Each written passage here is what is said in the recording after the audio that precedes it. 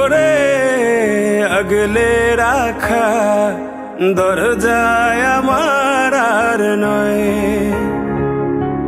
চেনা গলি ছাড়তে যে আজ লাগছে ভীষণ ভয়।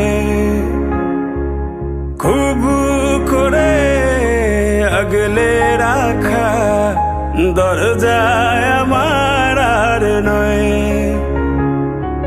চেনা গলি ছাড়তে যে আজ লাগছে ভীষণ ভয়। কথা ছিল